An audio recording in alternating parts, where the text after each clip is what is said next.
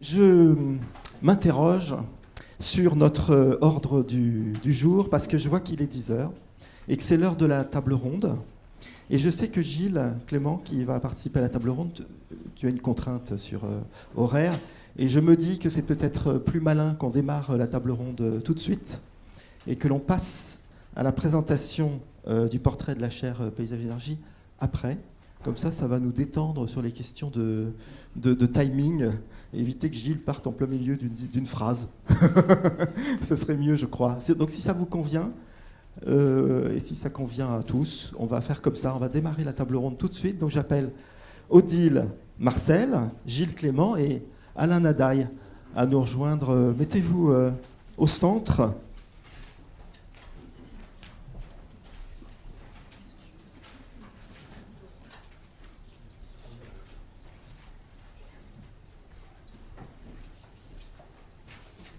Voilà, je vais vous présenter rapidement quand même. Odile Marcel, vous êtes professeur d'université. Alors je devais dire tu. Bon, je vais dire tu, d'accord. Tu es professeur d'université, enseignant-chercheur en philosophie et aussi écrivain. Tu t'es particulièrement intéressé aux interactions homme-nature et culture-société, avec une forte implication associative pour diffuser et partager la culture du paysage. Et récemment, donc, tu as cofondé le collectif Paysage de l'après-pétrole, dont tu es actuellement, je crois, la présidente. Voilà. Gilles Clément, tu es paysagiste jardinier. Et tu insistes sur ce terme jardinier, car tu privilégies le vivant dans tes interventions. Tu as été longuement professeur à l'École nationale supérieure de paysage, avec certains élèves qui sont ici présents, dont je faisais partie.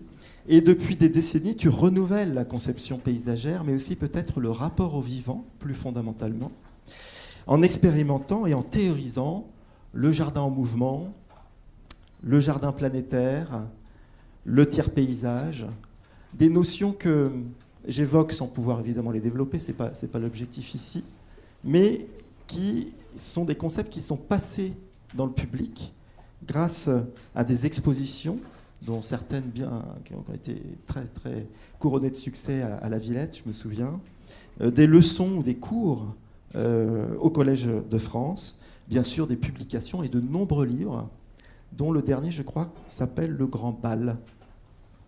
C'est ça. Voilà. Et Alain Nadaille, tu es, et je ne veux pas écorcher toutes les choses, donc je prends ma petite feuille qui va bien quand même, tu es chercheur au CIRED, au Centre international de recherche sur l'environnement et le développement. Et tu es aussi économiste de l'environnement, ingénieur agronome, paysagiste, et intéressé depuis de longues années aux politiques de développement de l'énergie, et notamment avec de nombreuses publications relatives justement aux énergies éoliennes. Et j'ajoute que tu es membre du conseil scientifique de la chaire Paysage Énergie. Voilà. Donc merci de vous prêter au jeu de la table ronde. Notre objectif, c'est bien d'éclairer Peut-être que ce que je vous propose, c'est qu'on fasse ça en 3 temps, c'est-à-dire qu'on éclaire peut-être la notion de paysage, dans la mesure du possible, puis peut-être dans un deuxième temps, les liens énergie-paysage, et puis peut-être dans un troisième temps que vous nous ouvriez quelques horizons sur comment finalement construire les paysages de la transition énergétique désirés, en quelque sorte. Alors sur la notion de paysage, il me semble qu'il y a un certain nombre de confusions autour du concept de paysage et que ces confusions ou ces réductions nuisent à la transition énergétique et plus globalement d'ailleurs à la qualité des paysages en France. Dans ces confusions, j'en évoquerai 3. La première, c'est qu'on confond un petit peu la question du paysage et du territoire au sens où on veut ôter la dimension sensible et subjective du paysage qui fait un peu peur, et du coup considérer le territoire comme une surface neutre et passive, objective effectivement, et donc rassurante, qu'il s'agit de s'approprier, d'administrer, de découper et d'équiper. Et le paysage vient comme conséquence plutôt fortuite des décisions prises dans les champs sectoriels de l'aménagement. Ça, c'est une première position, une première réduction qu'on pourrait dire laxiste, puisque le paysage vient en conséquence fortuite. Une deuxième réduction qu'on pourrait dire qui correspond en fait à une position plutôt réactive, consisterait à confondre le paysage ou à réduire le paysage au tableau de paysage ou à la carte postale, si vous voulez. C'est-à-dire qu'on le voit comme fixe et immuable, figé pour l'éternité. On veut le prévenir contre les agressions qui pourraient le défigurer. C'est en cela que c'est une position réactive. Et la réaction consiste en général à établir des aires donc de protection qui, quelle que soit la nature et leur taille, sont peu ou prou vouées à être soustraites aux évolutions jugées négatives. Et puis il y a une troisième forme de réduction qu'on pourrait dire c'est la position décorative, après la position laxiste et la position réactive. La position décorative, c'est ce que je dirais on confond ou on réduit le paysage au paysagement. Le paysagement étant l'action d'accompagner les décisions d'aménagement du territoire par des décorations plus ou moins végétales, si possible, pour cacher les choses et se débarrasser de la question. Paysager, dans le langage courant, revient souvent à planter des abords pour ça. Voilà. Et cette triple réduction pose problème, et j'aimerais bien vous interroger là-dessus, chacun d'entre vous. Et comme j'ai évoqué 3 réductions et que vous êtes 3, je vais en adresser une à chacune, en adressant peut-être la carte postale à Odile. Cette façon, d'une certaine manière, de réduire le paysage à la carte postale ou au tableau de paysage, ça vient de l'histoire qui lie étroitement le paysage à la peinture, peut-être, non? À quoi est-ce dû? J'ai 2 minutes de parole, donc je vais dire les choses assez rapidement. C'est certain que les images font beaucoup pour nous sensibiliser au paysage et nous donner quelques extases. Quand on va prévoir un voyage, on est tout content de voir qu'il y aura des paysages magnifiques. Après ça, ces images, elles sont quelquefois un peu factices, parce que, par exemple, mettons pour la Bretagne, qui est assez proche, on voit un truc, une belle lande sauvage, avec beaucoup de vide. Et quand on va en Bretagne, on voit beaucoup de ronds-points et beaucoup de zones commerciales. Donc on se dit, la Bretagne, c'est pas tout à fait le mythe qu'on aurait pu croire. Mais néanmoins, ces cartes postales, elles ont fait beaucoup pour nous donner un sentiment d'extase quand même, je pense. C'est-à-dire de savoir que le moment venu, le monde peut être contemplé, peut faire l'objet d'un peu un silence intérieur et puis d'une espèce de fusion comme ça avec le cosmos. Donc l'image, c'est quelque chose qui est à prendre et à laisser. Ça séduit et puis en même temps, ça peut fausser. Alors, la question sur est-ce que paysage et peinture, bon, c'est un truc, on pourrait faire un cours pendant 50 heures. C'est certain que les sociétés qui ont le sens du paysage sont en général les sociétés qui ont des dispositifs de représentation qui font qu'ils figurent ce paysage, donc en Chine ou chez nous. Et donc en Europe, la notion de paysage est née avec la peinture qui représente le paysage. Jusqu'alors, les artistes figuraient plutôt l'invisible, l'éternité, l'autre vie. Et puis à la Renaissance, on s'est dit, finalement, est-ce qu'on va essayer de humaniser la Terre et de la rendre meilleure? Et pour ça, il faudrait la regarder. Et si on veut la regarder, on peut essayer de se demander aussi comment la représenter. Et donc, il a fallu qu'on invente des dispositifs de représentation et qui étaient liés très étroitement avec l'idée, encore une fois, de faire de la Terre quelque chose qui soit meilleur, qui soit habitable et qui soit humanisé. Et donc, la figuration de paysage, c'est tout à fait lié à ce qu'on appelle le projet de modernité, c'est-à-dire, encore une fois, d'arriver à faire du monde un endroit où ça se passe bien. Et en ce sens, une des premières représentations de paysage, c'est la fresque du bon gouvernement au Palazzo Civico de Sienne, où effectivement est figuré un monde qui va bien, donc où tout le monde produit, où on échange, où on essaye d'exceller, où on essaye de se comprendre, où on essaye de s'éduquer. Donc le monde qui va bien, le bon gouvernement, l'endroit où les gens font tous quelque chose de correct et avec des références culturelles partagées. Et puis le monde qui va mal, c'est quand il y a des despotes, des ravages, des imbéciles, des gens aveugles, et qui effectivement détruisent et transforment le monde en un tissu de cendres.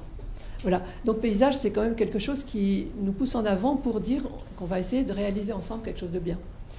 Donc les références visuelles, du coup, évidemment, ce sont des outils. Il ne faut pas les prendre pour des absolus. En fait, la figuration du paysage dans l'histoire de la peinture, c'était aussi lié à des tas d'objectifs comme l'exploration, comme l'aménagement, les ports, l'exotisme. Donc, de penser que le paysage c'est purement visuel, c'est vraiment une pauvreté pédagogique que de dire ça. La représentation de paysage a toujours été liée à l'énergie du monde et à l'entreprise et à la volonté et au pouvoir et à l'économie. Donc on faisait des images du paysage pour signifier qu'on allait faire des ports ou que ça valait le coup d'aller envahir un pays ou des choses comme ça. Et donc depuis toujours, le paysage, c'est l'entreprise humaine. C'est le vécu, c'est le mouvement, c'est la sensibilité. Et en ce sens, réduire ça à une carte postale, c'est très privatif parce que, en fait, quand on va en Bretagne, c'est pour sentir la température, le courant d'air, les odeurs. C'est pas pour juste voir une carte postale. C'est pas pour avoir une image d'écran. C'est pour être autrement. Et donc, corporellement. Et donc, en ce sens, les images, ce sont des outils, des artefacts, des petits machins. Mais ce qui compte, c'est la vie. La vie, c'est l'action. Et donc, qu'il y ait des entreprises dans la salle, ça me réjouit. Parce qu'effectivement, le paysage, c'est pas juste sourire par rapport à quelques images un petit peu idéalisées. C'est changer le monde et le changer ensemble. Très bien.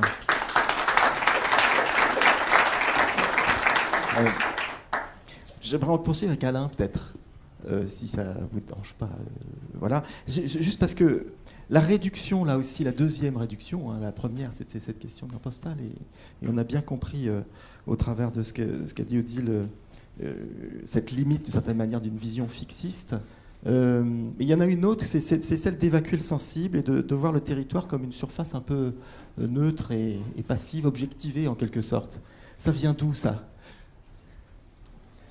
Alors, sur la relation paysage-territoire, je pense qu'il y a des relations. Il y en a une partie qui est propre à ce qui se passe sur la question énergétique aujourd'hui. Certes, il y a une culture du territoire de l'aménagement qui, en France, vient je pense, des ponts et chaussées, qui est une culture du développement territorial par infrastructure. Mais même cette culture-là, qu'on pourrait dire qui aplatit le paysage, par exemple, les travaux d'Antoine Picon, qui est historien, qui a analysé de près le travail des ingénieurs des ponts et chaussées au cours des siècles derniers, il montrait qu'il y a quand même une pensée de paysage, un art du dessin, tout un art donc, du territoire aménagé qui a des dimensions de paysage. Après, en France, comme vient de le dire Odile Marcel, on est sur un paysage qui est une culture très visuelle du paysage. Et en matière d'administration du paysage, ça dérive d'une tradition de protection des monuments qui a été étendue à la question du paysage. C'est pris en charge par des administrations qui étaient départementales jusqu'en 2005, à peu près. On était déjà au début de l'éolien.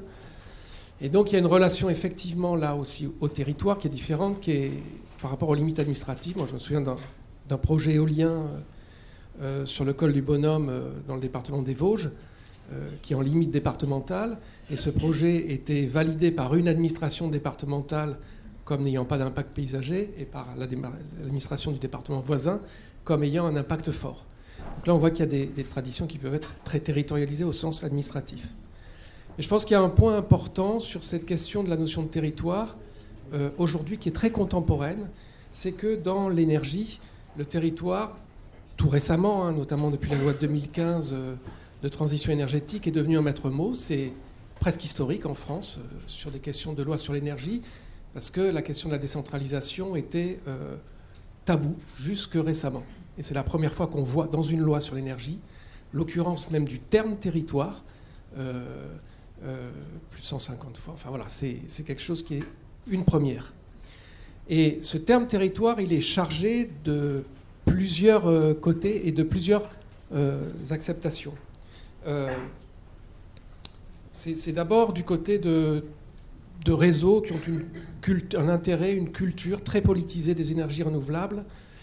C'est très associé à une pensée politique de l'énergie renouvelable qui s'enracine dans les écrits d'Hermann Schier, qui est un député allemand, et qui dit que l'énergie renouvelable étant décentralisée, elle a un potentiel pour une démocratie tout à fait différente, et que ça peut se travailler, émerger autour de la question énergétique. Donc il y a des réseaux comme les réseaux TEPOS, par exemple, pas le TEPOS, le TEPCV de la loi de 2015, mais les réseaux TEPOS qui lui précédaient, qui sont des réseaux de territoire actifs pour tenter de s'emparer de leur futur énergétique à partir de la question des renouvelables, mais pas uniquement de la production, aussi des questions de consommation. Et ça, je pense que c'est un point absolument essentiel. Si on veut donner un sens au paysage, on ne peut pas se cantonner à parler de production d'énergie pour résoudre les questions de transition et de climat. Donc il y a sur cette question de territoire, c'est peut-être un peu ça qu'on peut souligner, est attaché aujourd'hui un enjeu en France de décentralisation énergétique, mais un enjeu aussi de quelle transition on veut conduire.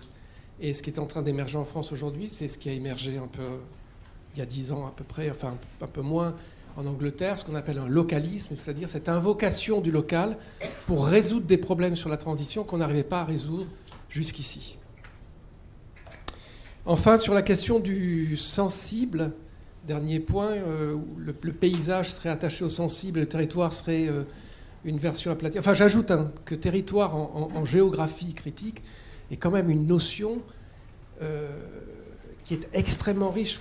Il y a des tas d'écrits sur le territoire comme palimpseste. En France, on a une version qui est les écrits de Sébastien Marot, où on a des analyses même de projets de paysage qui sont magnifiques, qui prennent en compte justement le territoire, avec toutes ces couches d'héritage à la fois sensibles, culturels, d'aménagement, donc de liens, de relationnels, et qui montrent comment des projets de territoire, de paysage, excusez-moi, ou de territoire aussi, qui s'emparent de ces couches, justement, peuvent faire sens et mettre dans une autre politique les choses.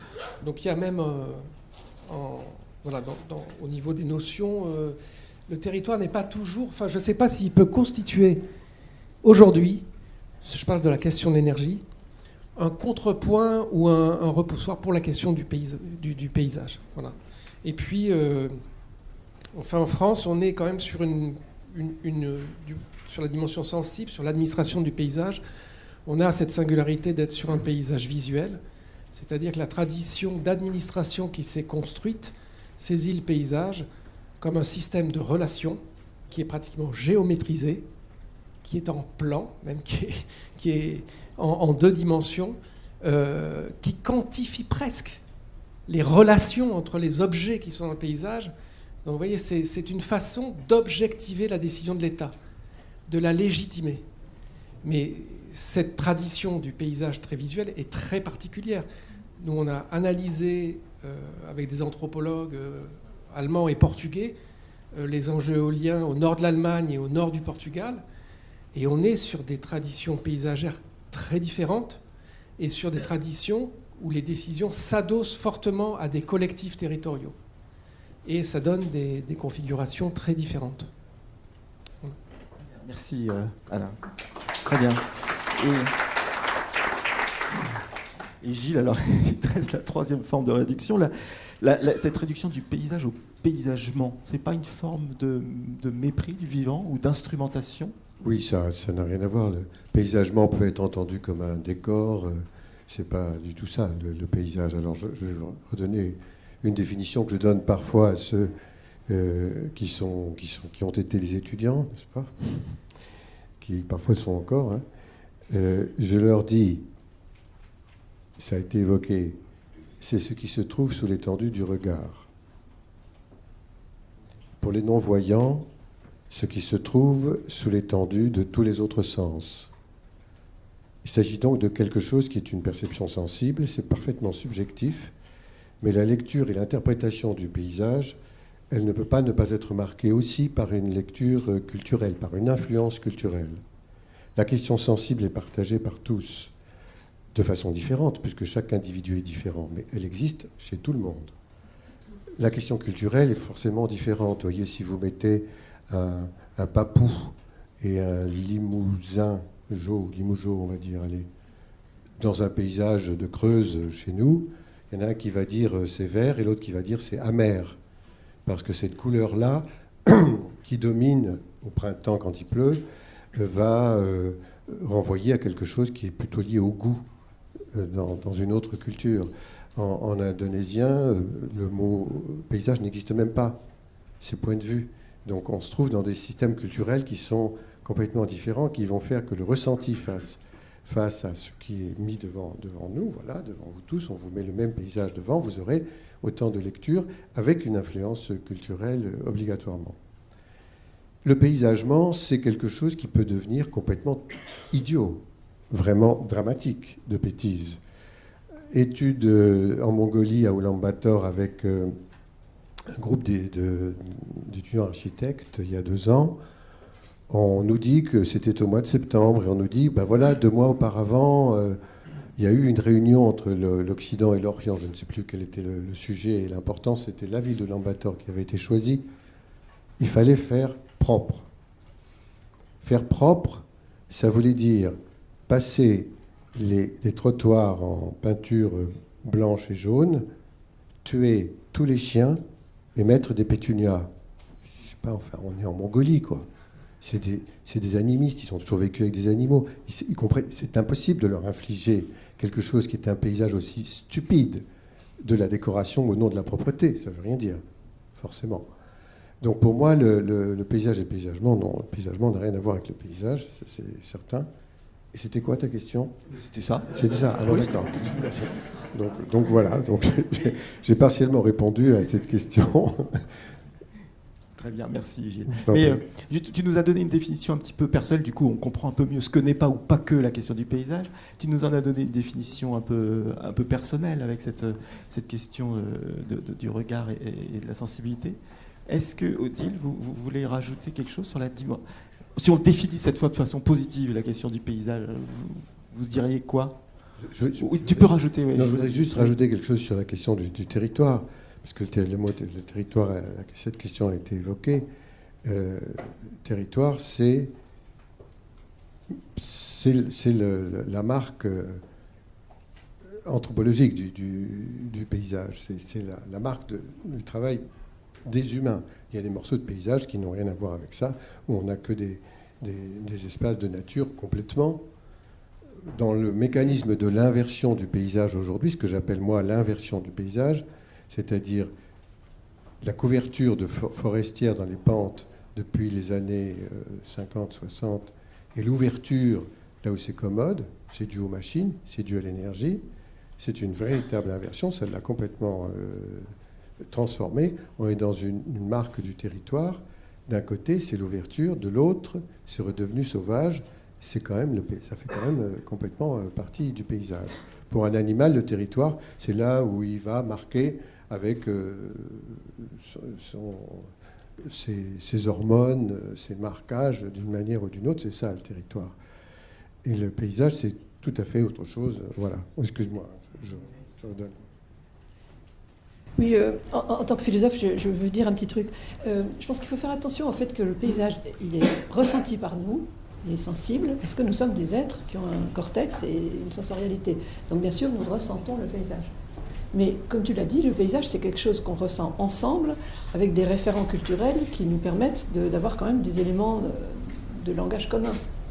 Donc il faut faire attention avec cette histoire du ressenti, qu'on ne tombe pas dans un truc où ça serait chacun pense quelque chose de différent et du coup on ne peut pas s'entendre parce que chacun va avoir un point de vue différent.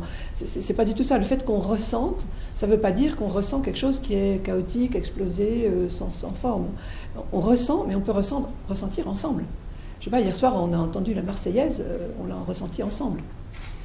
On l'a ressenti fort, mais on l'a ressenti ensemble. Et on a ressenti la même chose. On était en face de la même chose. Donc, le fait qu'on intériorise, parce qu'on a une conscience, un vécu, une intelligence et des intuitions, le fait qu'on le ressente, ça ne veut pas dire qu'il n'y a pas toutes sortes de choses qui sont communes. Et donc, l'idée, c'est d'aller ensemble vers des choses qu'on puisse ressentir ensemble pour faire société. Parce qu'encore une fois, ce truc de dire le paysage, c'est ce que chacun sent, il faut faire attention parce que subjectif, ça ne veut pas dire que c'est dénué de...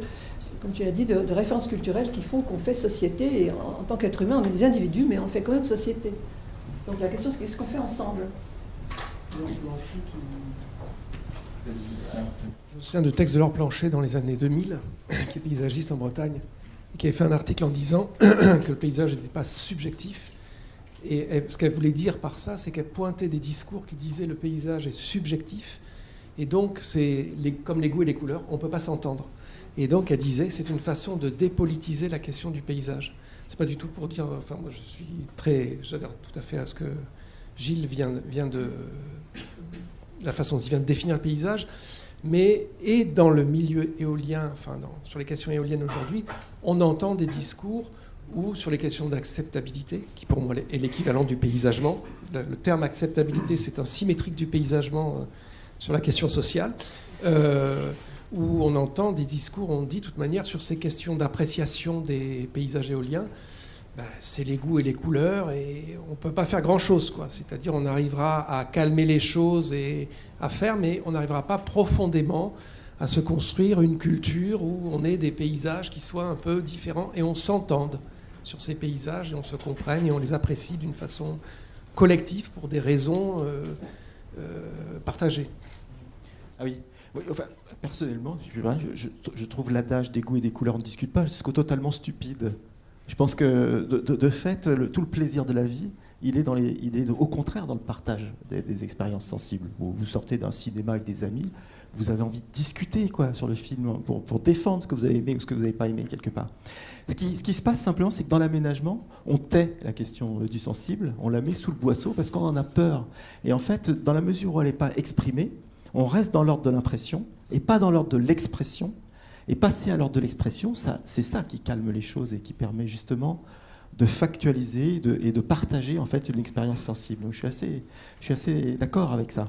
Mais c'est ce qu'on expérimente tous les jours quand on fait du... À cet égard, c'est vrai que les réactions qu'on a actuellement, enfin que certains ont actuellement face à l'aménagement éolien, c'est très superficiel. Ça va certainement d'ici quelques années, il y aura plus ces trucs-là. Donc si on parle un peu avec les gens, pourquoi ils ressentent ça comme ça, souvent ils ont des raisons légitimes. C'est que ça leur tombe du ciel, ça n'a pas été réfléchi, ça n'a pas été compensé. Et en fait, si on fait ça avec un peu plus de doigté, ça peut faire l'objet d'un enthousiasme, et d'un enthousiasme pour un paysage responsable. Un paysage de celui qu'on souhaite. Donc l'être humain, c'est fait pour communiquer. C'est vrai que si on ne communique pas, ça ne marche pas. Et par ailleurs, je me rappelle Sébastien Georgis qui disait le paysage, c'est quand même essentiellement du visible. Donc c'est du ressenti, mais pour quelque chose qui est visible. Donc on parle bien de quelque chose de réel quand même, de réel qui peut se partager. Merci. On pourrait rester des heures sur les questions du paysage en soi, mais comme on a prévu qu'il y ait 3 temps, et le deuxième temps, c'est celui des liens paysage-énergie, je voudrais qu'on aille un peu sur ce champ-là, évidemment.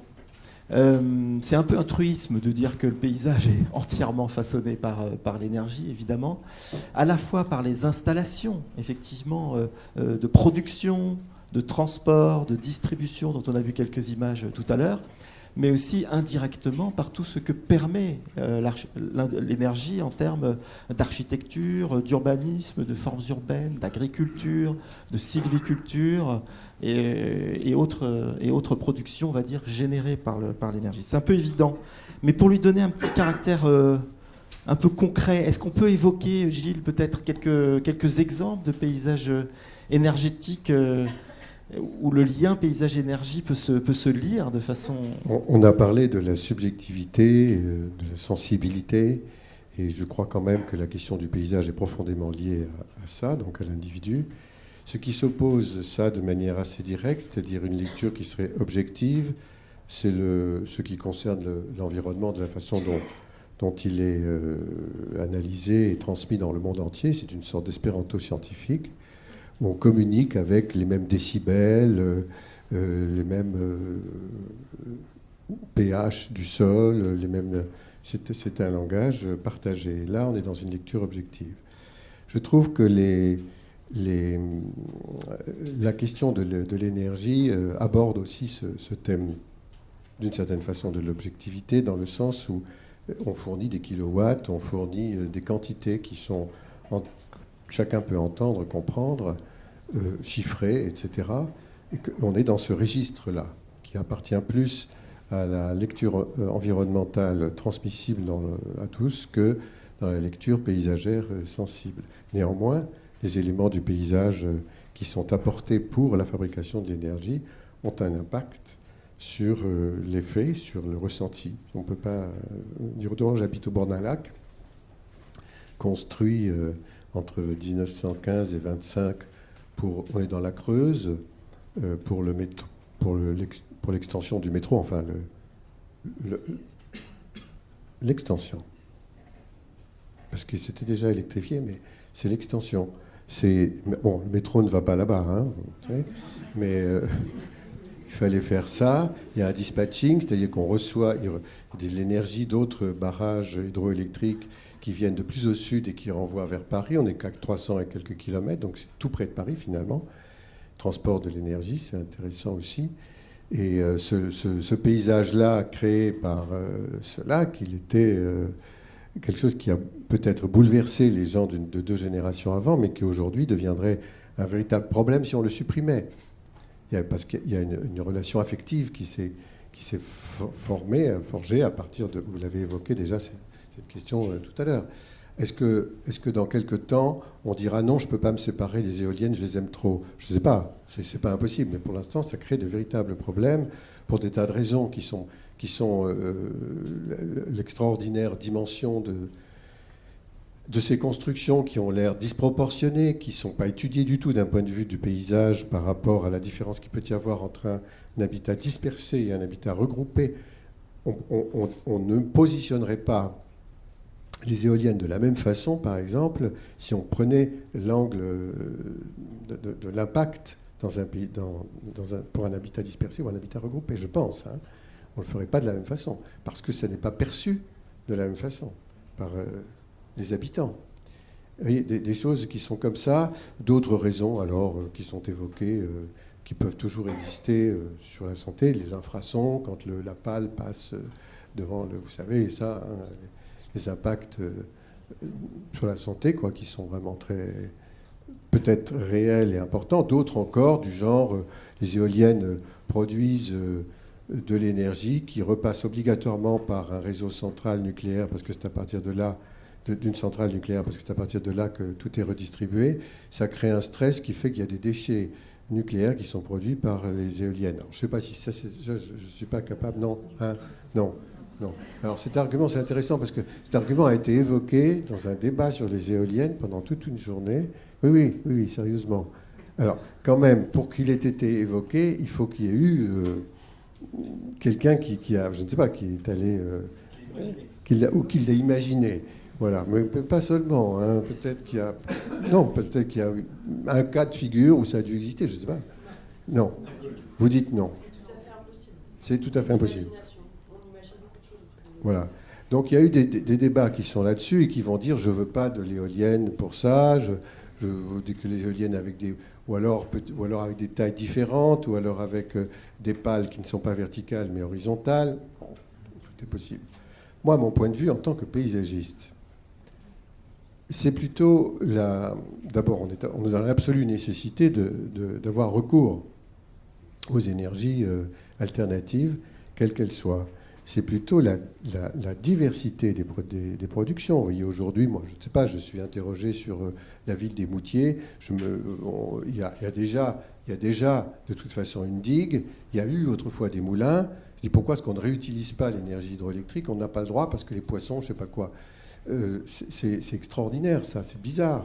Sur du Rayolais, j'en parlais à propos du conservateur du littoral, il y a une zone soi-disant protégée, on voudrait mettre de l'éolien sur un bâtiment, et là on nous dit on n'a pas le droit parce que ça se verra. Enfin, c'est pas possible, je veux dire, on ne peut pas en rester là.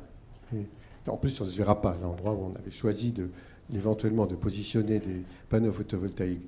Donc je pense qu'il y a quelque chose qui est mal compris de la part de... Bon, je ne vais pas rentrer dans le... Non. Qui va évoluer. Merci, Odile.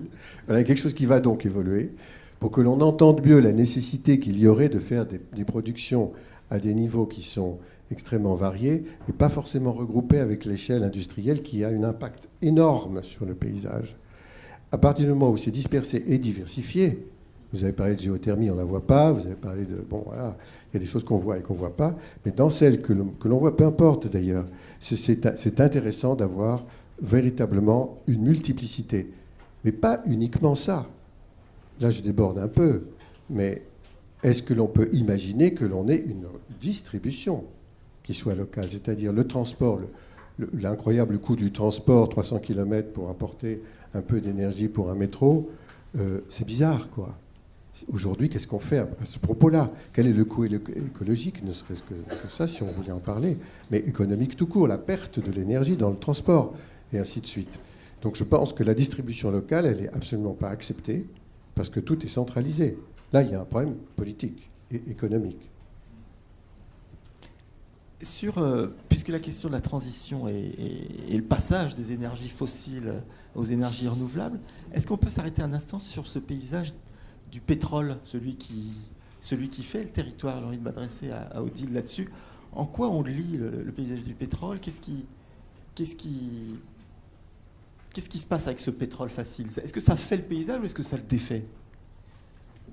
Comme on est tous nés plus ou moins depuis 1945, on est né avec ce paysage du pétrole, presque. Enfin, en tout cas, on l'a vu sortir. Enfin, encore qu'on peut dire que nos générations ont vu... On était encore au 19e siècle, d'une certaine façon. On a vu sortir le paysage du pétrole. Et donc, c'est vrai que l'énergie abondante et bon marché qui est sortie depuis la deuxième partie du XXe siècle, ça a permis énormément de bouleversements. Qui sont jugés positifs par beaucoup de côtés, effectivement. Ça a permis une certaine prospérité, une facilité de vie, mais malgré tout, un certain nombre aussi de pathologies de paysages dont on peut imaginer qu'elles vont être dépassées par un paysage post-pétrole. Donc les pathologies, c'est l'urbanisation, l'étalement urbain, enfin l'urbanisation qui n'est pas pensée de façon urbaine, l'étalement urbain donc. Après ça, les pathologies du quotidien, parce que les déplacements, des gens qui sont obligés de faire 3 heures de déplacement par jour, c'est quand même pas le rêve. Donc c'est de la relégation, c'est pas du choix. Donc des infrastructures qui sont là et qui sont toujours engorgées et thrombosées. Et donc des villes qui fonctionnent pas dans un maillage raisonnable par rapport au territoire.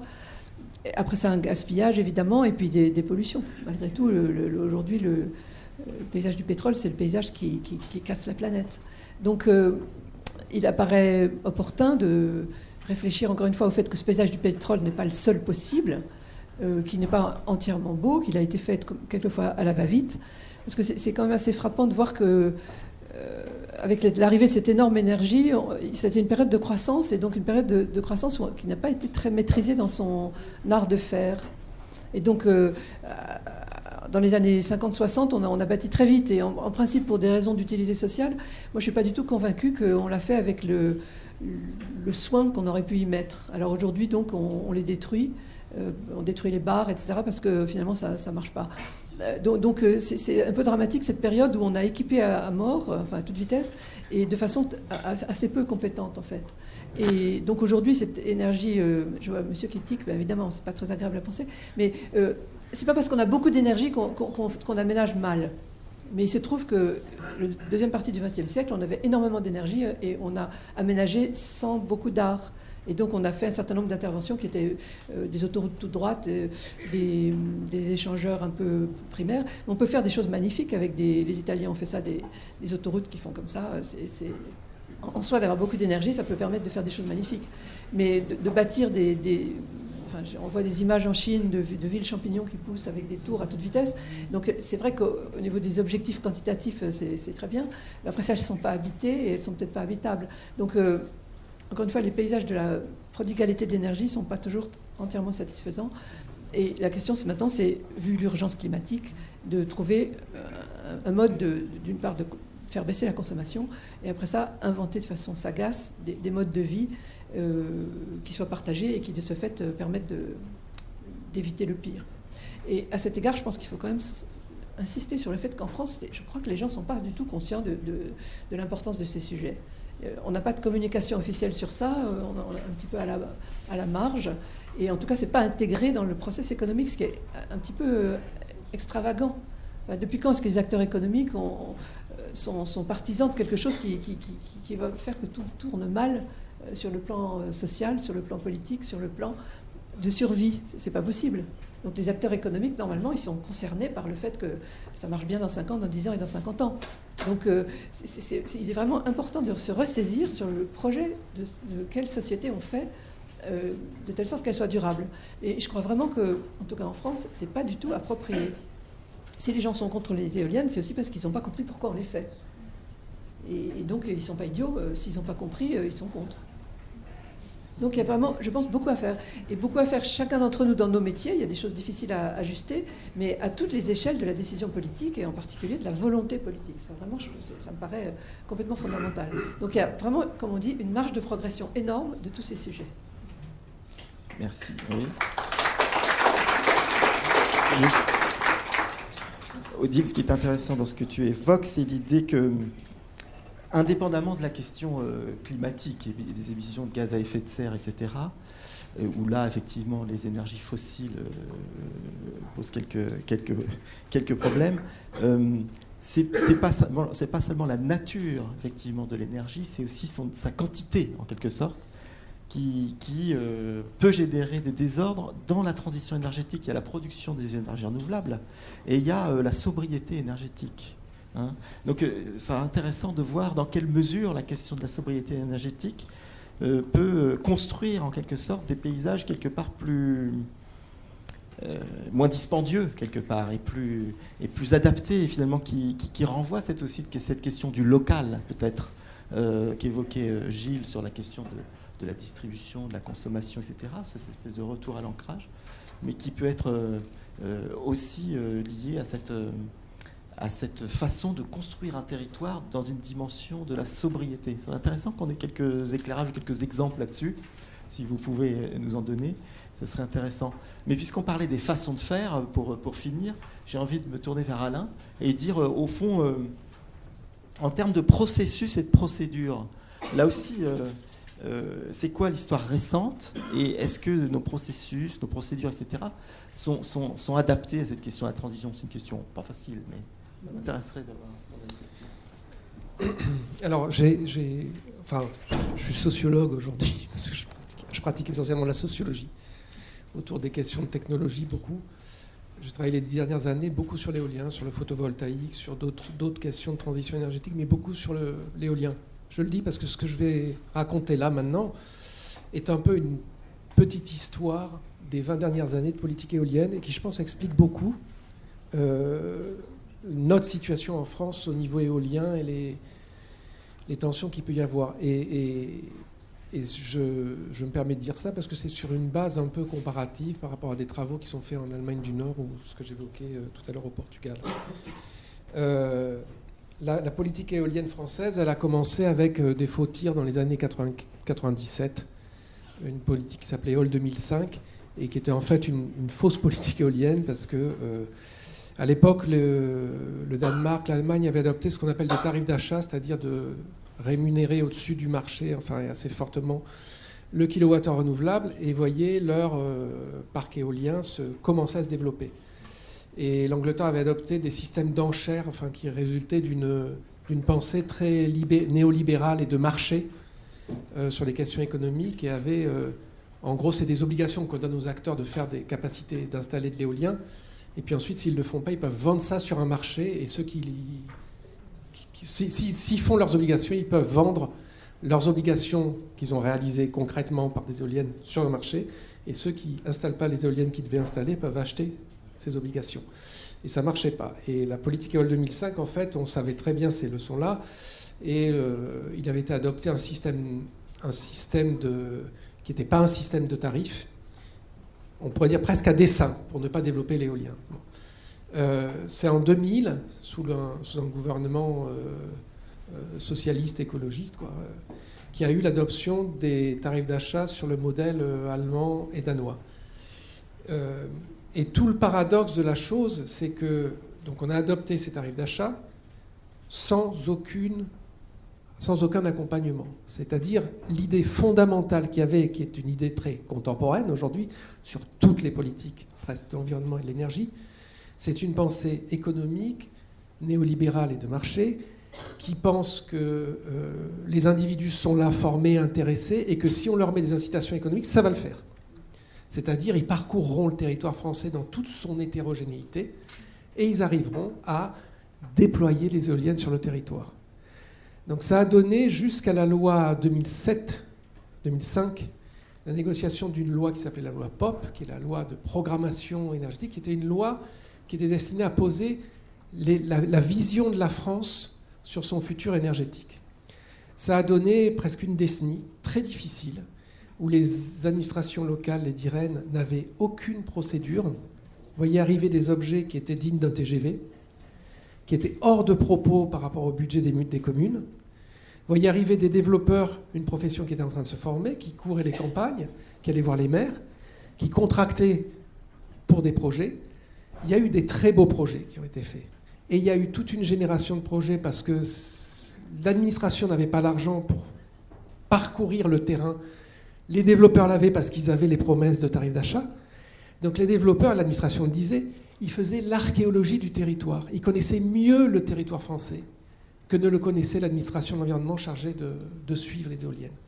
Parce que l'administration n'avait pas les moyens. Et les instructions sont faites sur photomontage, avec des focales très variables à ses débuts. Tout ça s'est corrigé dans le temps après. L'administration n'avait pas l'œil sur le terrain. Nous, on a suivi des administrations qui, a posteriori, revenaient avec les photomontages et reparcouraient tous les parcs 5 ans après qu'ils avaient été installés et se rendaient compte des erreurs qui avaient été faites. Donc il y a eu une génération de projets, je dis 5 ans parce que ça mettait 5 ans à émerger un projet, qui a été une génération instruite sans connaissance, sans senti, sans œil sur ce qu'était une éolienne dans un paysage. Voilà.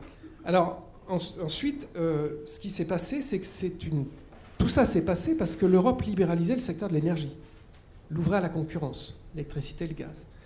Donc la France a fait de cette ouverture ce que n'ont pas fait l'Allemagne ou le Danemark ou la Belgique, a fait de cette ouverture un mode de développement des énergies renouvelables par développeurs privés.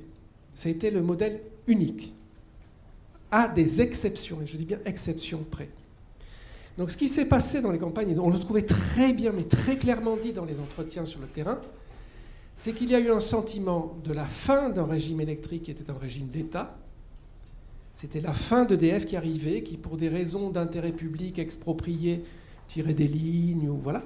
La fin d'une légitimité et la fin d'un régime paysager, parce que les éoliennes ont des covisibilités très lointaines et que tout ce qu'on a appelé, nous, le paysage d'État, pour désigner ce mode d'administration visuelle par allocation de pouvoir et de servitude. C'est-à-dire, quand il y a une éolienne et qu'il y a par exemple la cathédrale de Chartres, c'est l'administration qui, en charge de la zone qui est autour de l'éolienne, qui a un droit de veto sur le projet. Les administrations qui sont plus loin que 500 mètres, où ça a été étendu après, enfin un périmètre déterminé, ont un droit consultatif. Ça veut dire que l'administration qui se chargeait de la cathédrale de Chartres, non pas que je défende la suprématie des relations visuelles de ce type, mais simplement ça a mis en échec l'administration qui était autour de la cathédrale de Chartres, qui disait c'est impossible que cette éolienne à 10 km soit là. On n'a jamais fait ça, ça n'est pas dans notre culture de protection du paysage. Elle ne pouvait avoir qu'un pouvoir consultatif. En 2005, moi j'avais fait une enquête auprès de toutes les DIREN.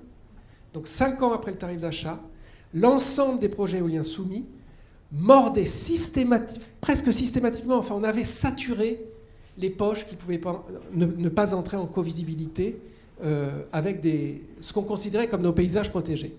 Donc c'était la fin d'un régime aussi d'État de protection des paysages. Donc la fin de ce que j'appelle de commun, un commun électrique, un commun paysager. Quel que soit ce qu'on peut penser de ces formes de normalisation du paysage. Et ça, c'est l'éolienne qui l'a amené dans les campagnes, dans le rural. Elle est venue se poser avec un nouveau régime électrique et avec un renversement, je m'excuse, mais cul par-dessus tête, c'était vraiment ça, des modes de protection du paysage. Et je pense que ça a été un moment très fort d'incompréhension. Voilà. En plus, le mode d'affaires qui a été développé pendant 10 ans, et je vais peut-être pas me faire des amis ici, mais c'est qu'un modèle d'affaires de développeurs éoliens qui était au bon vouloir des développeurs. Il y avait certes des procédures qui les études d'impact, l'enquête publique, voilà, qui se sont petit à petit sédimentées, accrochées à ces tarifs d'achat pour essayer de les réguler et de limiter les oppositions. Mais c'est des modèles d'affaires qui étaient peu obligés de partage avec les acteurs du territoire. donc qui installaient des éoliennes. Il y avait des risques économiques à le faire à cette époque, mais qui partaient ensuite avec un tarif d'achat qui était payé par les consommateurs d'électricité, donc par nous tous, et qui faisaient des profits qui étaient raisonnables. Voilà. Donc il y a eu un modèle économique, je pense, qui a été pour beaucoup, qui n'a pas été... En Allemagne, ça s'est adossé à des assemblées locales, avec des processus très précautionneux de faire monter qui le voulait sur les investissements. Voilà. Ça s'inscrivait dans des traditions paysagères qui étaient faites par assemblées qui dataient du XVIIe, qu'on a appelées les traditions nordiques. Et l'intelligence de l'État allemand a été de laisser le développement éolien s'adosser à ces assemblées locales. Au Portugal, ça s'est adossé à ce qu'on a appelé des baldios. C'est des communs agricoles. Et il y avait une sorte de contentieux entre l'État et ses communautés locales sur qui avait le droit de décider. Et en fait, les communautés locales étaient intéressées par l'éolien pour revitaliser l'économie de secteurs très reculés. Donc ça a été porté par des collectifs locaux. En France, pour des raisons d'exode rural, aussi de structuration de l'agriculture, ces collectifs n'existaient pas.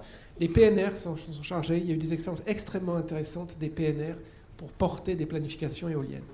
Donc ce qui s'est passé en 2005, au moment de la loi POP, c'est que la chose a explosé. C'est le moment où on a entendu parler des amendements éolicides des députés, qui étaient essentiellement des députés de droite à l'époque, qui essayaient d'arrêter l'éolien. Voilà, c'était connu que Chirac était absolument contre l'éolien. Voilà. Et ça a fait une lecture parlementaire très compliquée, alors que l'éolien, c'était même pas 1% du mix énergétique, et tout se discutait autour de l'éolien.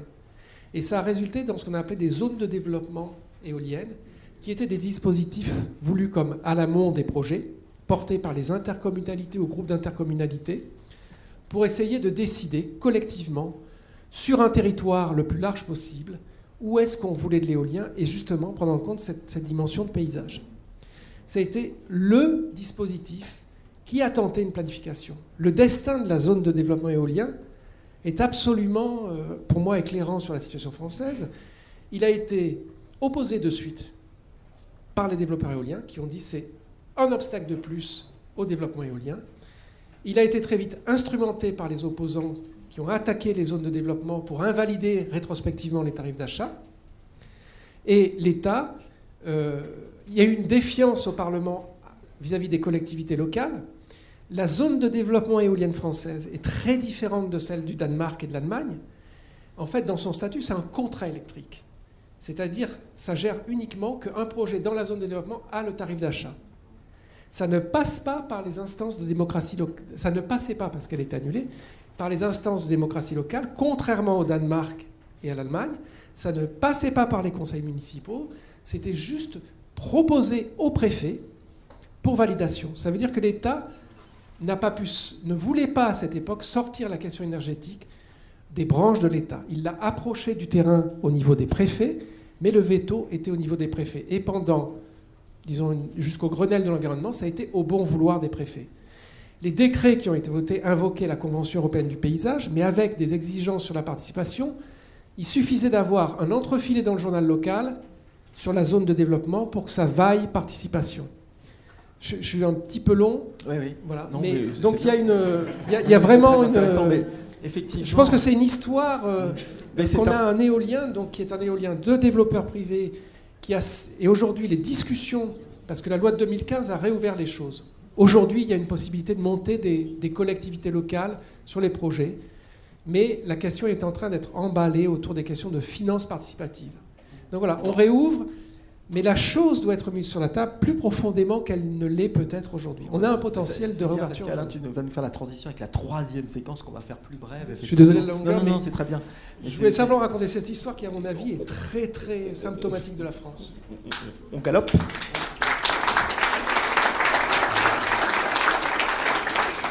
Notre temps 3, c'est celui de cette construction justement des paysages désirés. Et tu commences à nous tracer quelques perspectives effectivement avec ce que tu viens d'évoquer. Mais je reviens du coup aux 3 réductions qu'on a vues tout à l'heure en 1, où si on se dit pour arriver à les dépasser quelque part, ça veut dire qu'il faut qu'on prenne pleinement en compte le paysage de l'amont à l'aval. Ça, c'est ce qui nous permettra de dépasser la réduction du paysagement. Je schématise, mais c'est un peu ce qu'on s'est dit. qu'il faut qu'on intègre la nature dynamique et évolutive du paysage, ça c'est pour dépasser la carte postale, et qu'il faut qu'on intègre les perceptions sensibles, sociales, pour dépasser l'approche strictement objectivante, le mythe un peu d'une objectivité pure. Donc, question à Gilles, sous ces trois formes d'intégrer pleinement la question du vivant, de l'amont à l'aval, les dynamiques d'évolution, les perceptions sensibles, c'est pas ça la définition du projet de paysage ? C'est parce qu'il a été évoqué tout à l'heure par Odile sur l'histoire de la compréhension. Je pense que du contexte, si on n'accepte pas, c'est peut-être parce qu'on n'a pas compris, par exemple. Il y a sans doute une pédagogie à faire sur ces questions-là, qui sont la production ou l'usage de l'énergie, l'impact dans le paysage, mais pourquoi ça existe, pourquoi on a ça, quoi. Ça s'appelle l'accès à l'intelligibilité du contexte, qui permet de nous rendre intelligents. Dès lors qu'on a compris, il peut se passer quelque chose de beaucoup plus harmonieux, beaucoup plus facile à réaliser. Mais après, sur un plan purement de l'agrément, c'est-à-dire de ce qui nous satisfait ou pas, là, on revient à la question émotionnelle. Il y a des gens qui jamais ne se feront à un champ d'éoliennes, et d'autres, au contraire. Moi, le premier champ d'éoliennes que je l'ai vu, c'est en Californie. J'ai trouvé ça très beau.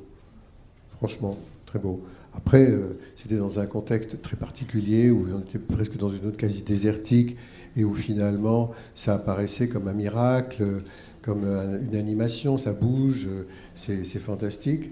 Et puis, après, quand on traverse l'Espagne et qu'on voit qu'il y en a partout, on est un peu lassé, etc., quoi. Oui, il y a une question de positionnement et ainsi de suite. Donc, donner un schéma idéal pour le paysage dans le futur, c'est presque pas possible. C'est secteur par secteur. On a en plus en France un paysage qui est un ensemble paysager qui est extrêmement diversifié, et on ne ferait pas la même chose en bord de mer, dans le Massif central, en Beauce, dans les open fields et dans les zones boisées. Je ne crois pas du tout qu'on devrait faire la même chose. C'est-à-dire que l'application du modèle de rentabilité au nom de la rentabilité, applicable partout sans aucune espèce de discernement, n'est pas bon. C'est le contraire du travail que nous faisons, nous, en essayant de moduler et d'adapter à chaque fois, parce que chaque fois, les questions sont toutes différentes, véritablement. Donc moi, je ne dirais pas, voilà le modèle idéal. Ça, je ne le dirais pas. J'ai évoqué tout à l'heure la question de la diversité, qui fait qu'on n'a pas une source d'énergie qui est imposée, et en même temps qu'on aurait ça, on aurait une pédagogie à développer, à faire comprendre, mais aussi, et vous l'avez aussi évoqué,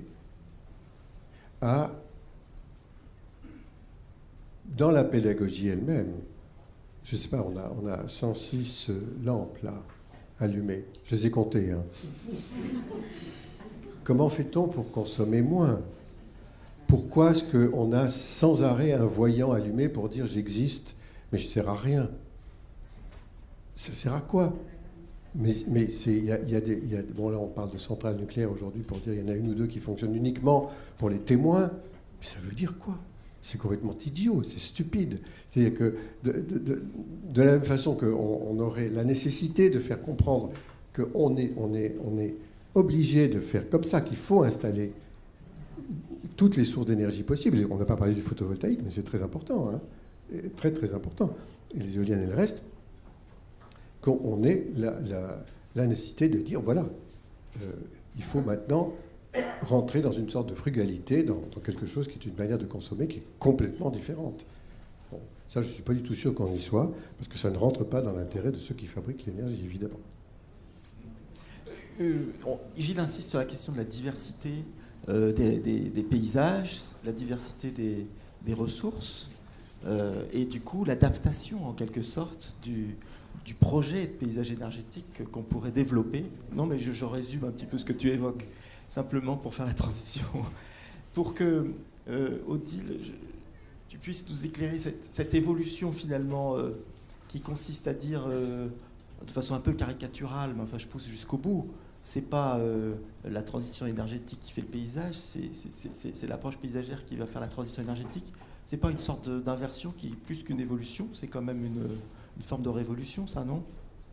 Je suis pas sûre de comprendre la question, mais c'est pas grave. La question, c'est un renversement quand même de renverser la chose en disant la question du paysage, ça va pas être la conséquence de la transition énergétique qu'on aura planifiée sur un secteur. On va prendre la question du paysage comme la cause commune, avec ses ressources locales, etc. J'essaye de l'interpréter. Et puis voir comment est-ce qu'on peut construire la transition à partir de ça. C'est un renversement. Mais je pense que ce qu'a dit Alain tout à l'heure, ça montrait comment toutes ces questions sont liées au substrat social de la décision politique. Donc ces questions d'aménagement sont complètement liées aux mœurs, aux critères, aux traditions nationales. Et en fait, en France, on a effectivement fait quand même un magnifique magistral loupé dans les façons de procéder. Et ce qui veut dire que ce qui est en cours dans la décentralisation, les intercos qui s'équipent et qui s'équipent par pas mal d'échanges avec les gens et en réfléchissant aux identités locales, c'est déjà un changement d'échelle et de façon de faire. Et donc, je pense qu'il faut voir les choses de façon assez complexe. C'est-à-dire, il n'y a pas que paysage et énergie, il y a tout un nuage de déterminants qui sont partie prenante dans ce truc-là. Et c'est sûr que la transition énergétique pose la question des transitions au sens plus large du terme, donc démocratique, démographique peut-être aussi, de consommation. C'est l'évolution générale de nos sociétés qui va changer. Et encore une fois, un regard un peu surplombant peut nous donner confiance parce que nos sociétés il y a 50 ans ou il y a 100 ans, elles étaient extraordinairement différentes. Donc il va se passer beaucoup de choses et ces choses sont peut-être possibles. Elles sont, pour le moment, c'est vrai qu'on se dit oui, est-ce qu'on s'y met ou est-ce qu'on s'y met pas. Mais encore une fois, l'ingéniosité humaine, elle est quand même gigantesque. Là, la pression du besoin, elle n'est pas encore trop dans la conscience. Donc c'est ça qui est un petit peu inquiétant. Comment se fait-il qu'on ne soit pas plus dans la vigilance et dans l'envie d'inventer autre chose? Il y a des intérêts, effectivement, qui s'opposent à ça. Mais après ça, aller vers quelque chose de plus raisonnable sur le plan sociologique, sur le plan culturel, c'est-à-dire que le fait qu'il y ait des solutions diverses inventées par chaque société, c'est très intéressant de voir que cette logique d'aménagement n'est pas le même dans les différents pays d'Europe. Il y a des pays d'Europe où on a gardé un certain nombre de contraintes sur la préservation des terres agricoles ou sur les traditions d'aménagement. C'est très rassurant, je trouve, de voir ça. Ça montre qu'encore une fois, en France, il se trouve qu'on a fait comme ça, et on pourra trouver un art de faire plus nuancé et plus subtil. L'infini des possibles est véritablement quelque chose de rassurant. Encore une fois, quand on fréquente un peu les professions de paysage, on voit aussi que l'imagination humaine, c'est quelque chose d'absolument extraordinaire. Donc la confiance que donne le punch de vos étudiants à dire voilà, on pourrait faire ça, et puis d'ailleurs, pourquoi est-ce qu'on ne fait pas ça? Parce que ça sera tellement plus agréable. C'est vrai qu'on en sort chaque fois, mais extrêmement rassuré. On se dit, mais oui, tout ça c'est possible. Et c'est vrai que c'est des générations qui vont porter le changement. Donc là encore, soyons inquiets, mais soyons quand même confiants et surtout soyons dynamiques.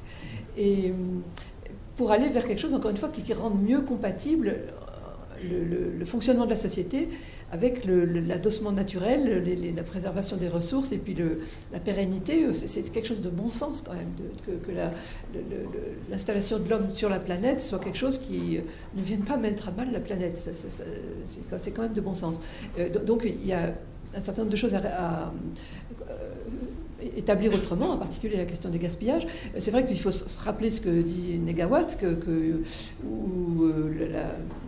le scénario After 2050 de Solagro, il va falloir changer quand même pas mal de choses. Mais encore une fois, par exemple, la consommation de viande, depuis l'après-guerre, on s'est dit qu'il faut manger des beefsteaks de 300 grammes. Bon, alors tout le monde s'est mis à whisky et beefsteak de 300 grammes. Bon, maintenant, c'est vegan. Donc, tout ça, ça change assez vite. Et il y a des choses aberrantes. Donc, effectivement, le beefsteak de 300 grammes, maladie cardiovasculaire, etc., on voit ça arriver tout de suite. Mais ces modes de l'habilité de la conscience commune, des idéologies, des sensations et des convictions et des comportements liés à des conventions quand même. C'est très susceptible d'évolution. Et encore une fois, il y a des métiers de communication, des métiers de création pour qu'on voit toutes ces choses différemment. Et à cet égard, Gilles, j'admire beaucoup cette dimension artiste qu'il a et le fait de vouloir toujours la communiquer, la faire sentir, la faire comprendre. C'est absolument essentiel d'être ensemble dans des façons de faire maintenant qui vont être différentes, dans la douceur. Voilà. Très bien. Merci, Odile. Tu as évoqué des travaux d'étudiants, on va les voir dans quelques minutes, mais on a aussi évoqué un petit peu la question du rôle des acteurs, et j'aimerais juste poser une dernière question, Alain, rapide en termes de réponse, sur comment tu vois le rôle des développeurs, puisqu'il y en a beaucoup de développeurs dans la salle, par rapport à cette évolution du rapport entre paysage et énergie.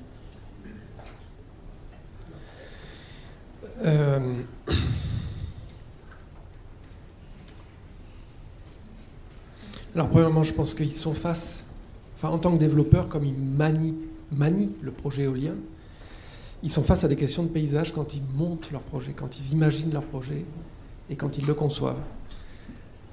Juste une toute petite anecdote. Pour moi, qu'est-ce qui se joue? Je prends un exemple, c'est Michel Corajou. Moi, j'ai été très marqué par une conférence qu'il avait faite à propos de son intervention à Lyon dans les années 90, le long de la Cité internationale de piano, où il y avait la question du traitement de la rivière. Et il avait fait une conférence à l'Arsenal, et il avait centré sa conférence sur un moment du processus de projet, qui était un moment qui concernait un balai de gants, un banc de galets,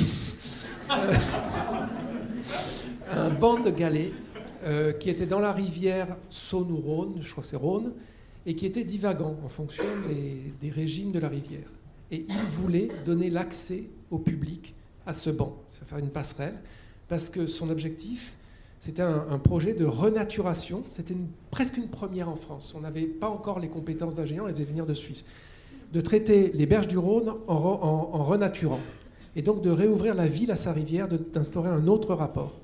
Et il racontait la négociation avec les institutions de la ville qui étaient contre cet accès et qui voulaient bétonner le banc de galets pour donner l'accès. Il a perdu sur l'accès, il a gardé le banc de galets divagant. Et il a raconté pendant sa conférence comment cette négociation avait changé les positions de la ville par rapport à sa rivière et donc changé le devenir du projet et sa faisabilité en matière de renaturation. Voilà, nous on a vu sur des projets éoliens, notamment par exemple un projet dans la Narbonnaise, en couloir migratoire européen, en collaboration avec les chasseurs et la LPO, des affaires de ce type. C'est-à-dire, pour moi, le projet et le paysage a une dimension toujours ontologique. Le projet manipule de la matière, il change les lieux, il change les espaces, il propose de nouvelles relations, de nouveaux modes de vie. Il parle toujours des grands partages, et ce que j'appelle grands partages, c'est qu'est-ce qu'on met dans la culture, qu'est-ce qu'on met dans la nature, et quelles relations on se donne. Qui sont essentielles. Enfin, on est dans l'Anthropocène, je ne sais pas si ça vous dit quelque chose. Enfin, voilà, on est dans une ère même qui a été reconnue par les géologues comme une ère anthropisée. Et donc, on a entre les mains des formes de responsabilité vis-à-vis de la nature qui sont à la fois qui sont terribles et en même temps qui nous donnent un pouvoir de faire. Alors, sur la question du rôle des développeurs, si j'avais terminé la petite histoire tout à l'heure, ce que j'aurais dit, c'est que les développeurs alliés au Vert au Parlement sur le loi 2013 ont obtenu l'abrogation de la ZDE. Et ils se sont donc retrouvés, je passe les détails, avec entre les mains, en France, des communes fléchées vertes où on peut faire de l'éolien et des communes non fléchées vertes où on ne peut pas faire d'éolien.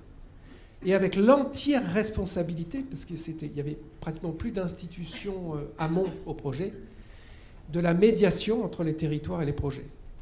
Une responsabilité terrible qui ne devrait pas leur incomber à eux tout seuls. Alors ils ont commencé à faire des chartes de bonnes pratiques. Il y a eu d'abord 2 chartes, parce qu'il y avait plusieurs associations, et puis ils ont réussi à fusionner en une charte, mais ils sont aujourd'hui face à quelque chose qui est le résultat de ce dont ils ont bénéficié, de ce qu'ils ont fait. Enfin, je pense qu'il y a un processus où ils sont pris à, je ne dirais pas leur propre jeu, parce que c'est un jeu collectif. Donc aujourd'hui, pour moi, qu'est-ce qu'on peut faire?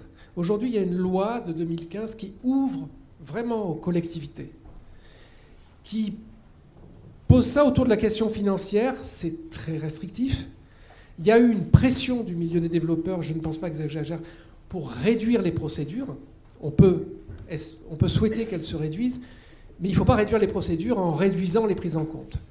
Ce qu'il nous manque sur l'éolien, et crucialement, et ce dont on souffre, c'est que l'ensemble des ressources qui sont convoquées par un projet éolien, qui sont engagées et remaniées dans le projet, ne sont pas prises en compte, que ce soit les solidarités locales, les usages des paysages, les formes d'usage des terres agricoles, tout ça est très imparfaitement pris en compte.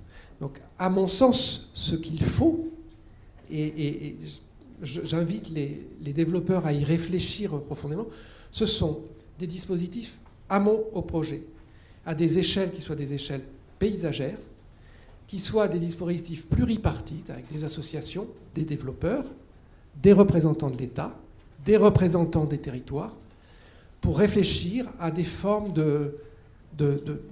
j'aime pas trop le mot planification parce que c'est souvent très vécu comme administratif et dur, mais à des formes de réflexion sur quels sont nos paysages, où veut-on des éoliennes, et avec quelles articulations, même dans leur économie, parce que l'éolienne dégage de la valeur ajoutée. Cette valeur ajoutée sera partagée. La loi de 2015 met en place des dispositifs pour ça, que les territoires investissent et donc est une autre partie de ces revenus éoliens.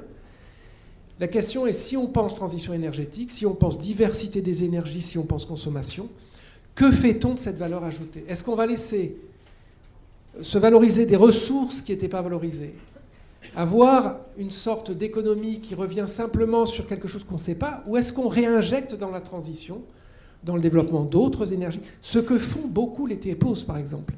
Ils ont eu toujours des tirs sur des panneaux photovoltaïques ou une éolienne, et puis ensuite, ces territoires, quand ils ont la manne des tarifs d'achat, elle est en partie partagée, et ensuite ils emmènent les maires, souvent en Allemagne, voire des expériences régionales. Ils commencent à investir dans de la méthanisation, dans d'autres types de projets, dans des actions éventuellement d'économie d'énergie ou de réseaux locaux. Voilà. Ce type d'intelligence de la transition énergétique, à mon avis, c'est ce vers quoi on devrait essayer de s'acheminer. Et par rapport aux développeurs, je pense que ce qu'il faut aujourd'hui, c'est essayer de réfléchir à des dispositifs collectifs et amont au projet. Merci Alain, très bien. Voilà. On va essayer de garder quelques minutes, mais rapides, parce que je suis sûr qu'il y a énormément de choses que vous voudriez dire en tant que participant à ce colloque. Donc cet après-midi, on va être en atelier pour justement permettre des échanges beaucoup plus approfondis. Mais pendant les quelques minutes où on peut encore bénéficier de Odile, de Gilles et d'Alain, est-ce qu'il y a une question ou deux? La première étant vers Gilles, parce qu'il va partir, parce qu'il est contraint.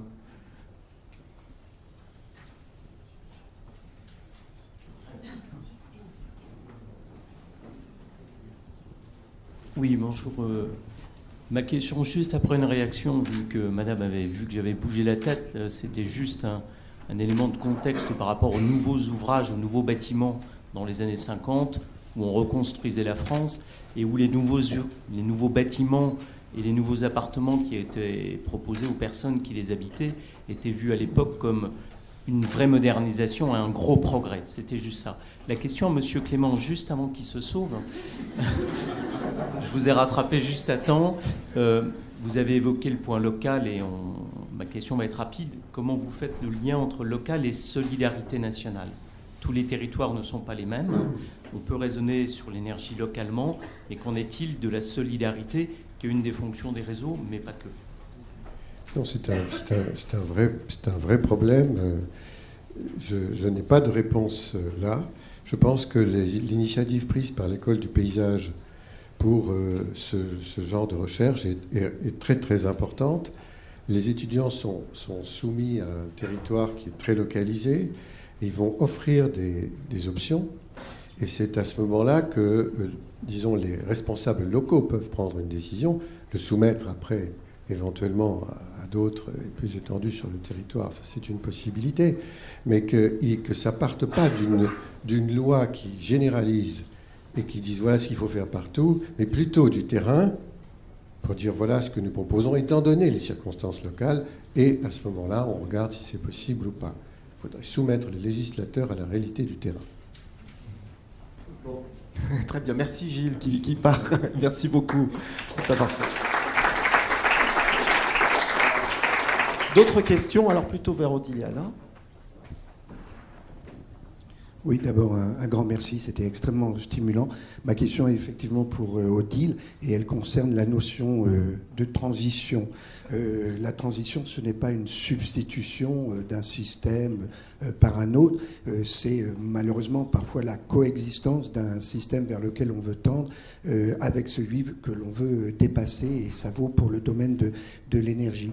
Et du coup, parce que là, en l'occurrence, qu'on le veuille ou non, on va devoir, en plus du développement, en parallèle au développement des énergies renouvelables, continuer à coexister avec des systèmes énergétiques dont on souhaite le déplacement. Mais alors, est-ce que ça ne soulève pas un problème éthique, au sens où on pourrait quand même admettre du paysagiste qu'il œuvre aussi, alors je mets des guillemets, à l'intégration de ces systèmes, y compris celui lié au pétrole ou à la production énergétique et d'électricité à travers des centrales qui impliquent l'implantation d'énormes pylônes et qui participent aussi de notre paysage quotidien avec des effets souvent délétères.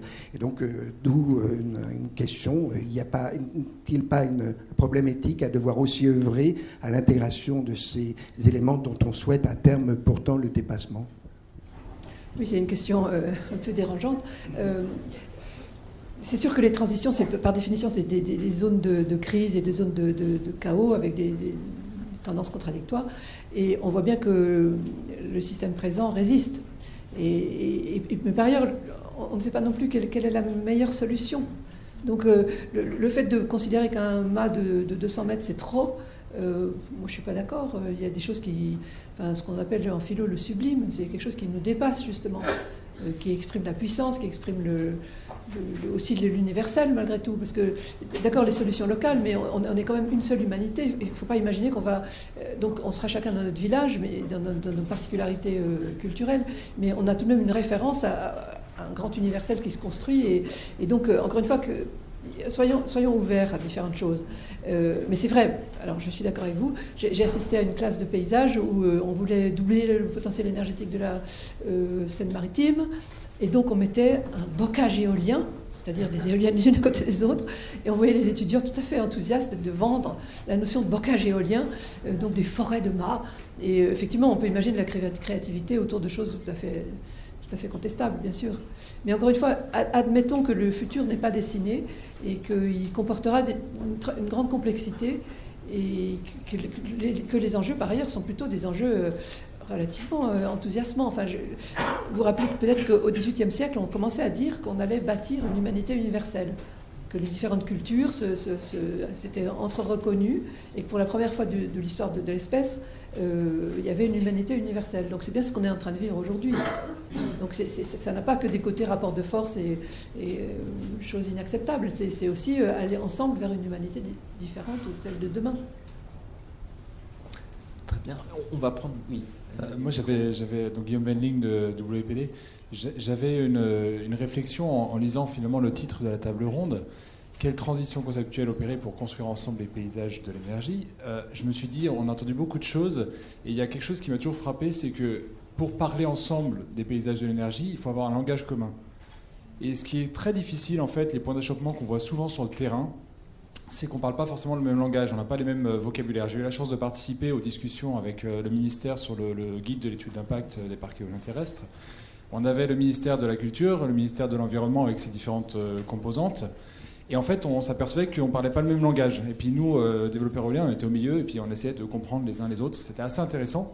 Je pense en particulier, voilà, ça me fait écho aux comités locaux qu'on peut voir sur le terrain, dans lesquels on a un paysagiste conseil, on a un élu, on a des habitants, on a différentes personnes. Et finalement, il faut co-construire ce projet. Et pour co-construire ce projet, il faut avoir un langage commun. Et moi, ce qui me choque parfois, effectivement, c'est de voir qu'il y a beaucoup d'a priori qui sont mis dans le langage qu'on utilise pour le paysage. Beaucoup d'a priori négatifs, notamment. Quand j'entends les outils proposés par certaines administrations qui parlent tout de suite d'études de saturation. Voilà, ça, c'est quelque chose. Je me dis, ils ont déjà fait leur conclusion si on parle de saturation. Je vois avec plaisir que dans les témoignages qui suivent, on parle de concentration et non pas de saturation. On n'est pas sur ce jugement. Quand on parle de rapport d'échelle, tout de suite, on va nous dire oui, il faut étudier l'écrasement. Non, pour moi, le vocabulaire, en fait, est très important dans cette construction ensemble.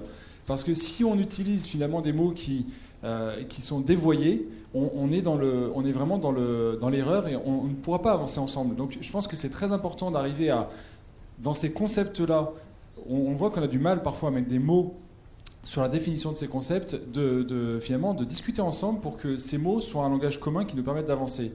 Et voilà, je pourrais citer plein d'exemples, de dire qu'une covisibilité, qui est quelque chose d'objectif, est-ce qu'on voit en concomitance ou pas, c'est devenu finalement synonyme d'impact. C'est quand même dramatique d'arriver à ce niveau de compréhension où les mots finalement ne signifient pas la même chose pour les uns et pour les autres. Donc quand on parle de perception sensible, ça me semble extrêmement important de construire ce langage commun. Et pour avoir travaillé sur le sujet avec différents acteurs au niveau ministériel ou au niveau local, il me semble que c'est un travail qui peut prendre beaucoup de temps et qui est forcément un préalable nécessaire. Voilà. Et finalement, de cette réflexion-là, j'aurais une petite question pour Alain Nadaille, qui a beaucoup côtoyé les administrations, parce que vous disiez c'est important de travailler avec les acteurs du paysage au niveau de l'administration, de les emmener sur le terrain, et ça je suis totalement d'accord avec vous, le paysage c'est du terrain. Mais on a aussi, et là je vais reprendre sur l'exemple de l'éolien que je connais bien, on a aussi des administrations qui sont celles des installations classées, qui veulent mettre en chiffres toutes les études d'impact qu'on va faire, et en particulier celles sur le paysage. Donc là aussi, je pense qu'il y a un gros travail à faire. Comment est-ce que vous percevez ce travail de faire se parler, même au sein de l'administration, des acteurs qui n'ont pas le même langage et qui n'ont pas les mêmes notions. Voilà, certains veulent des seuils très fermes, que ce soit pour la biodiversité ou pour le paysage. D'autres vont vouloir un no limit en termes de périmètre d'études, etc. Comment est-ce que vous voyez, vous, après avoir dit ce que vous attendiez des développeurs éoliens, est-ce que vous attendez des administrations pour faire avancer cette co-construction des paysages de l'énergie? Question longue, réponse courte. Alors, première remarque, c'est que l'éolien est tombé comme installation classée pour l'environnement au moment du Grenelle, dans les COMOP. Et ça a été je crois que ça a été instillé par les associations de protection du paysage. Et c'était une façon de tenter de réduire les questions d'acceptabilité en le mettant dans des installations classées à risque, ce qui, à mon avis, ne résout absolument rien au niveau du paysage, au contraire, parce qu'il est tombé sous le coup des DRIR qui sont à des kilomètres. C'est pas du tout un procès que je leur fais, mais c'est pas le paysage n'est pas leur culture. Donc effectivement, il y a un problème. Après, je pense que l'éolienne, moi, c'est en tant que sociologue des technologies, c'est pour ça que je trouve passionnant. L'éolien suscite très souvent des controverses. Pourquoi ? Parce qu'il emporte des dimensions de nos environnements, de nos milieux de vie, qui étaient tenus séparés jusqu'ici. Voilà. Les oiseaux, l'énergie, voilà. Et quand ça se rencontre, eh bien, évidemment, autour de la table, autour du projet, autour de l'éolienne, il y a des cultures, des langages, des sensibilités différentes.